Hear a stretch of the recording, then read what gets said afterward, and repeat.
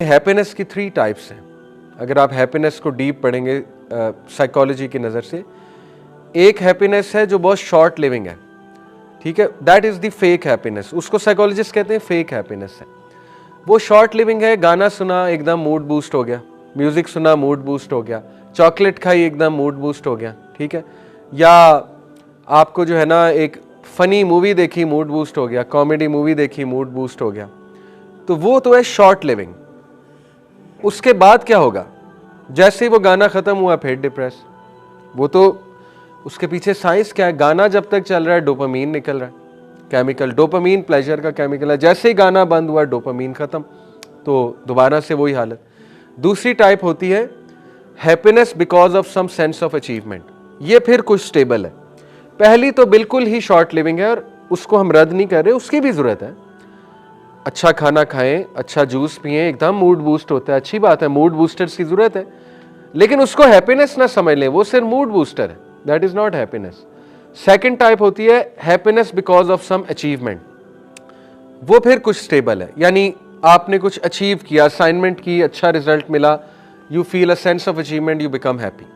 आपका जीपी अच्छा आया, you feel a sense of achievement, you become happy, ठीक है। इसी तरह में भी आपकी शादी हो गई, अच्छी बात है, एक सेंस ऑफ अचीवमेंट है कि चलो मुझ पे जिम्मेदारी है, अब मेरा ईमान बच जाएगा वगैरह वगैरह, तो दैट इज हैप्पीनेस। बट वो भी स्टेबल नहीं है इतनी।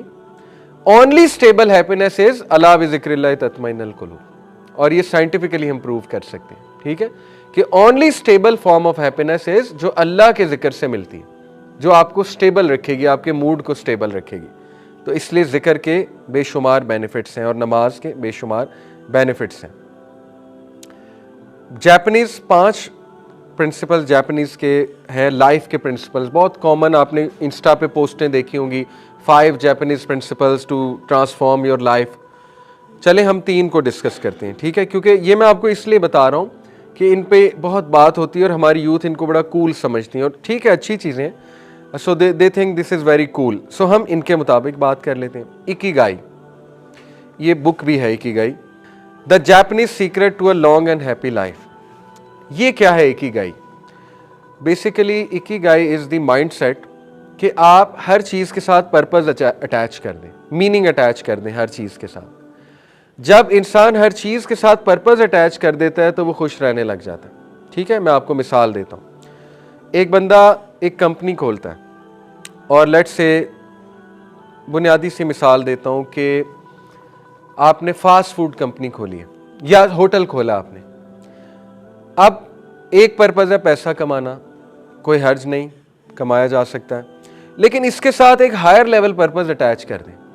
आप कहें जो खाना बचेगा वो मैं गरीबों को दूंगा, जो ये लोग खाना छोड़ जाएंगे और लोग खाना छोड़ के जाते हैं, ये मैं गरीबों को दूंगा।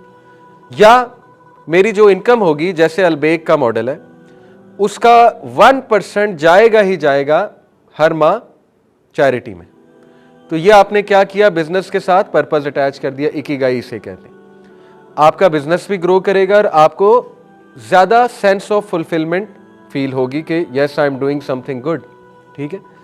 इसी तरह आप डॉक्टर बनने जा रहे हैं, आपको मुश्किल लग रहा है बहुत, आप में मोटिवेशन नहीं यार, इतना पढ़ना पड़ता है, 18 घंटे पढ़ना पड़ता है, आपको बोरिंग भी लग रहा है। आप इकिगाई अप्लाई कर दें, उसमें पर्पस अटैच कर दें। आप कहें कि नहीं देखो, कल को मैं लोगों की हेल्प कर सकूंगा, कर सकूंगी, कल को मैं काउंसलिंग कर सकूंगा लोगों की, कल को मैं कोई अल्लाह रसूल की बात, उन्हें डॉक्टर की बहुत बात मानते हैं, पेशेंट ब्लाइंडली मानते हैं, डॉक्टर जो कह दे ब्लाइंडली करते हैं, ठीक है। तो देखें ना, आप मोटिवेशन ला सकते हैं कि अब एक पर्पस अटैच हो रहा है इसके साथ, खिदमत खल्क का, तो मोटिवेशन आ जाएगी। इसको कहते हैं इकिगाई। इसी तरह आपने स्पोर्ट्समैन बनना है, आप उसके साथ कोई पर्पस अटैच कर दें, हाई लेवल पर्पस अटैच कर दें, ठीक है, कि मैं एक इन्फ्लुएंसर बनूंगा, इन्फ्लुएंसर बन के दीन की बात करूंगा, दीन का एम्बेसडर बनूंगा। हाशिम आमला, देखें उसने कोई दावत नहीं दी, उसका सिर्फ पिच पर बैठकर पानी पीना दावत थी, क्या ख्याल है? रिजवान, उसका सिर्फ नमाज पढ़ लेना दावत है, ठीक है। तो इन्फ्लुएंसर बन के दीन प्रैक्टिस करना, ये इकिगाई है कि ठीक है चलो पर्पस अटैच हो गया। तो देखिए, नमाज, जितना नमाज आपको इकिगाई की तरफ लाती है, कोई और चीज नहीं ला सकती। एक बंदा, मैं आपको एक केस स्टडी बताता हूं, सपोज कर लें दुनिया का सबसे बड़ा लूजर है, ना उसकी कोई जॉब है, ना उसमें कोई टैलेंट है वर्ल्डली सेंस में, ठीक है। मान लो दुनिया का सबसे बड़ा लूजर है और लॉस ही लॉस है, दुनिया में लॉस ही लॉस है। जब वो नमाज पढ़ेगा उसको एक सेंस ऑफ पर्पस मिलेगा, हो ही नहीं सकता उसको सेंस ऑफ, उसको क्या सेंस ऑफ पर्पस मिलेगा कि चलो ठीक है मैं दुनिया का सबसे बड़ा लूजर हूं, लेकिन अल्लाह के सामने तो मैं अल्हम्दुलिल्लाह नमाज तो पढ़ ली ना मैंने, इतना तो गया गुजरा नहीं हूं कि नमाज नहीं पढ़ी मैंने, ठीक है। तो जितना नमाज आपको मीनिंग देगी, सेंस ऑफ पर्पस देगी, मकसद देगी और आपको सेंस ऑफ अचीवमेंट करवाएगी, ये तो रूह की सेंस ऑफ अचीवमेंट है ना। आप खुद देखें, जिस दिन आपने इशा पढ़ी हो आपको ना एक सुकून फील होगा, जिस दिन नहीं पढ़ी हो आपको तजब्जुब और बेचैनी और परेशानी लगी होगी, ठीक है ना। तो ये तो अंदर से आवाज़ आ रही है कि आप क्यों नहीं मीनिंगफुल लाइफ गुजार रहे। तो देखें, नमाज आपको इकिगाई देता है और बहुत कमाल का देता है, ये पहली चीज़। दूसरा, काइजन। काइजन क्या है? काइजन प्रिंसिपल है make small changes for continuous improvement, this is kaizen. अब नमाज आपको काइजन की तरफ कैसे लाता है? देखिए, पहली तो बात, नमाज इज समथिंग वेरी कंसिस्टेंट, ठीक है। नमाज 5 बार पढ़नी है आपने, उसमें सूरह फातिहा इज समथिंग वेरी कंसिस्टेंट। 17 बार सूरह फातिहा आपने पढ़नी है, अगर सिर्फ फ़र्ज़ की बात की जाए, फ़र्ज़ रकात की, ठीक है, 17 बार। आप कॉन्टीन्यूस कुछ कर रहे हैं, काइजन लगा रहे हैं, वो कॉन्टीन्यूस का है नमाज या सूरह फातिहा और बाकी जो दुआएं आप कर रहे हैं। और वो कॉन्टीन्यूस चीज़ करने से, स्मॉल चेंजेस करने से ज़िंदगी में एक बेहतरीन इम्प्रूवमेंट आ रही है आपके मूड में, आपके तज़किया में, आपकी ओवरऑल लाइफ के जितने भी इश्यूज़ हैं उसके अंदर। तो नमाज काइजन अच्छा खासा आपकी ज़िंदगी में काइजन प्रिंसिपल को भी अप्लाई करती है नमाज, ठीक है। You improve constantly. हाउ? आप सैड बैठे हुए, डिप्रेस बैठे हुए, वुज़ू करेंगे, बूस्ट हो जाएंगे, इम्प्रूव हो जाएगा मूड, कॉन्स्टेंट इम्प्रूवमेंट है, ठीक है। दोबारा डाउन जाएंगे, दोबारा वुज़ू करेंगे, अगली नमाज का वक्त हो गया, दोबारा इम्प्रूव कर जाएंगे। खुदा ना खास्ता कोई गुनाह हो गया, गुनाह करने के बाद नमाज का वक्त हो गया, चांस आ गया कि नहीं गुनाह माफ़ करवाने का, तो इम्प्रूवमेंट आ गई, ठीक है। इसी तरह किसी हराम में पड़े हुए हैं, समझ नहीं आ रही कैसे निकलना है, नमाज का वक्त हो गया, निकलने के चांसेस आ गए, अल्हम्दुलिल्लाह। तो ये काइजन लगता जा रहा है नमाज के थ्रू, ठीक है। Small changes with continuous improvement.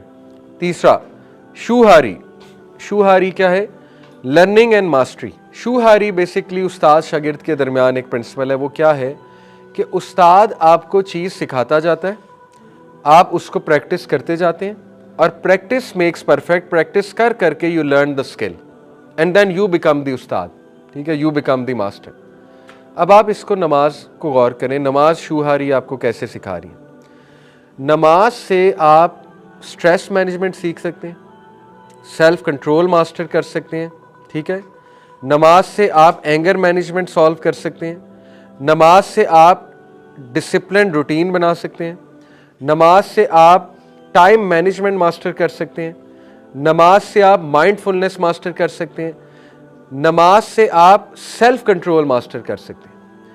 आप मुझे साइकोलॉजी के सारे स्किल्स बताएं, मैं आपको साबित करके दिखाऊंगा कि नमाज ये सारे स्किल्स मास्टर कराती है। Time management, I will prove to you, नमाज टाइम मैनेजमेंट मास्टर कराती है।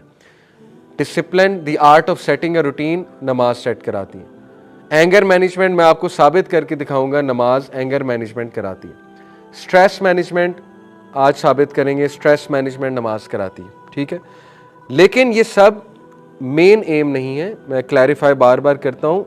मेन एम क्या है? नमाज अल्लाह की मोहब्बत में पढ़नी है और नमाज के पीछे तड़प होनी चाहिए कि मेरी अपने रब से मुलाकात हो रही, ये मेन एम है।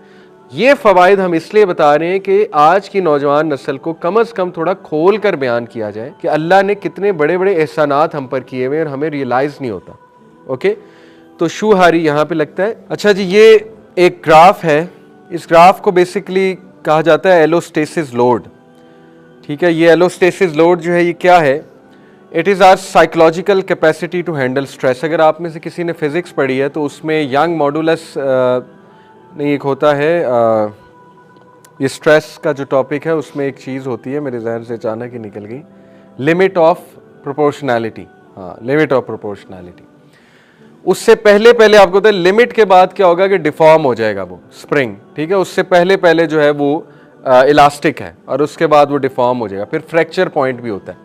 इसी तरह ये ग्राफ है परफॉर्मेंस और वर्सेस स्ट्रेस लेवल का। स्ट्रेस लेवल एक्स एक्सिस पे, परफॉर्मेंस वाई एक्सिस पे, ठीक है। अब देखिए लो से हाई स्ट्रेस तब होता है जब परफॉर्मेंस भी पीक पर जाती है। जैसे जब ऑप्टिमम लेवल पे परफॉर्मेंस है इंसान की तो स्ट्रेस भी उसका बहुत हाई है, ठीक है, एक्स एक्सिस पे स्ट्रेस है। लेकिन ऑप्टिमम लेवल के बाद जब वो अपनी पीक रीच कर जाएगा और कोई ब्रेक नहीं लेगा या कोई लेट से अपना तज़किया नहीं करेगा या कोई रिलैक्स नहीं करेगा, तो फिर एग्जॉस्शन होएगी, बहुत एग्जॉस्ट होगा, ब्रेक डाउन होगा और फिर ओवरलोड आएगा, ठीक है। तो देखिए मैंने अंदाज़ा लगाया है हमारी ज़िंदगियों में 90% मसाइल स्ट्रेस की वजह से। लोगों को असल में ये पता नहीं लग रहा होता, वो स्ट्रेस होता है, हिडन स्ट्रेस होता है, अनकॉन्शियस में चला जाता है वो stress. They are not able to identify but that is actually stress. वही डिप्रेशन कॉज कर रहा होता है, वही एंग्जाइटी कॉज कर रहा होता है। वो स्ट्रेस किसी भी चीज़ का हो सकता है, पढ़ाई का हो सकता है, मल्टीपल रोल्स का हो सकता है, ठीक है, जैसे मदर्स हैं उनके आजकल मल्टीपल रोल्स हैं, इसी तरह जॉब का हो सकता है, वगैरह वगैरह।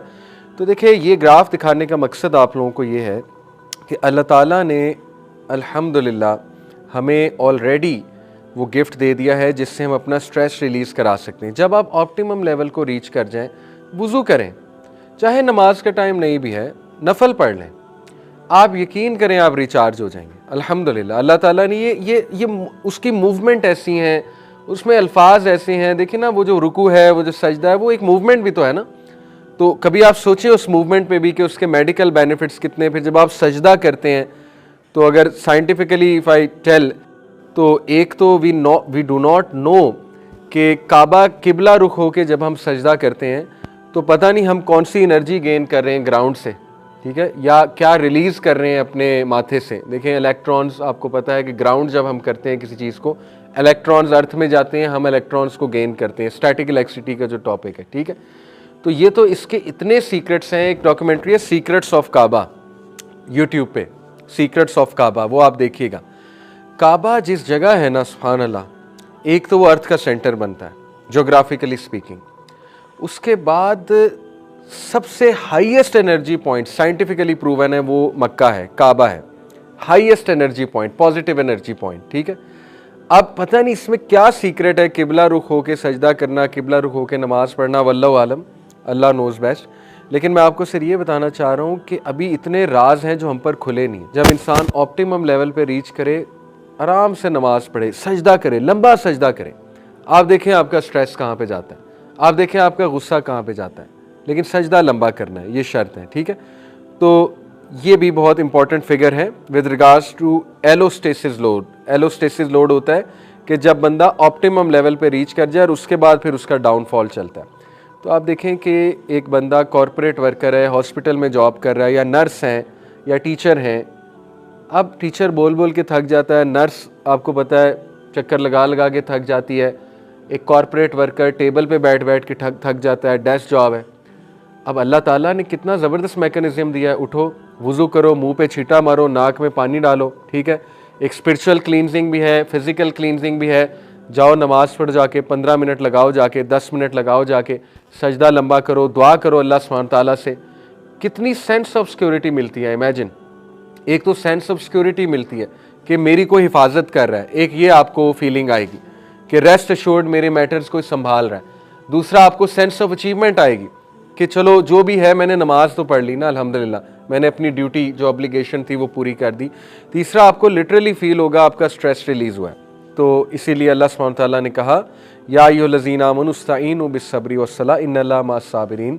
ए लोगो जो ईमान लाए हो, सब्र और नमाज से ताकत पकड़ो, सीख हेल्प। इस्तईनु सीख हेल्प, और इसका मतलब ताकत भी होता है। देखो, सब्र और नमाज से हेल्प सीख करो, इन्नल्लाहा मअस्साबिरीन, बेशक अल्लाह सब्र वालों के साथ है। सब्र और नमाज का आपस में क्यों जिक्र है, इसमें क्या आपको लगता है मैसेज है? देखिए, एक तो ये मैसेज है कि नमाज में सब्र चाहिए। नमाज सब्र के बगैर तो पढ़ी ही नहीं जाती ना। अगर सब्र ही नहीं है वो तो नमाज ही नहीं है, अगर जल्दी जल्दी में पढ़ी है, ठीक है। दूसरा ये है कि नमाज के लिए उठने के लिए भी सब्र चाहिए। अब देखे ना, एक बंदा है उसका दिल ही नहीं कर रहा, तो सब्र करे, उठे, उठाए अपने आप को, यही तो सब्र है। एक बंदा उसको नज़र ही नहीं आ रहा मुझे फ़ायदा